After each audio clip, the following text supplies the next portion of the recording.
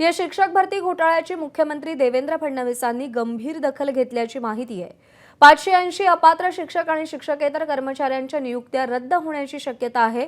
बनावट शालार्थ आयडीद्वारे शिक्षक आणि शिक्षकेतर कर्मचाऱ्यांच्या नियुक्त्या करून सरकारची कोट्यवधींची फसवणूक झाल्याची माहिती आहे। नागपूर विभागामध्ये झालेल्या 580 शिक्षक आणि शिक्षकेतर कर्मचाऱ्यांच्या नियुक्त्यांची चौकशी सुरू झाली आहे। प्रत्येक बोगस नियुक्तीसाठी 20 ते 35 लाख रुपये घेतल्याची सूत्रांची माहिती आहे। बोगस शिक्षकांच्या बँक खात्यामध्ये पगार जमा झाल्याच्या नोंदींचीही तपासणी होणार आहे।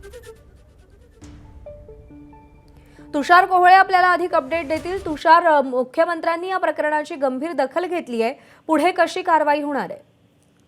निश्चितच शिक्षक भरती घोटाळ्यामध्ये रोज नवनवीन तक्रारदार पुढे येत आहेत। त्यामुळे आता राज्य सरकारने देखील या संपूर्ण प्रकरणाची गंभीर दखल घेतलेली आहे। विशेष करून मुख्यमंत्री देवेंद्र फडणवीस यांनी या संदर्भात विशेष दखल घेऊन पोलिसांना सूचना केलेल्या आहे की या संदर्भात जे कोणी दोषी असेल त्यांच्यावर कठोर कारवाई केली जाईल, कोणालाही सोडलं जाणार नाही। कोणत्याही व्यक्तीची जर का तक्रार आली तर ती तक्रार घ्यायची आणि त्यानंतर चौकशी करून गुन्हा देखील दाखल करायचा। त्याच पार्श्वभूमीवर आपल्याला पाहायला मिळालं की एक नवीन गुन्हा नागपूरमध्ये दाखल झाला। माजी उपसंचालक वैशाली जामदार यांच्यावर देखील गुन्हा दाखल झालेला आहे।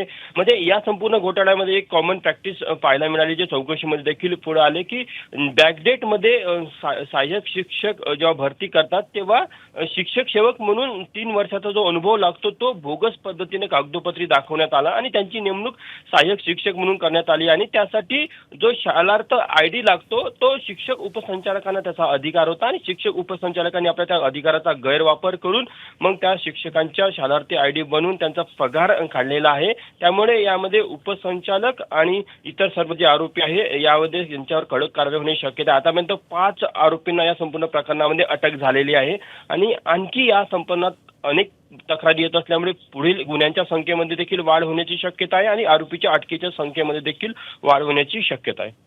निश्चित तुषार, धन्यवाद दिलेल्या सगळ्या सविस्तर माहितीसाठी। एबीपी माझा, उघडा डोळे बघा नीट।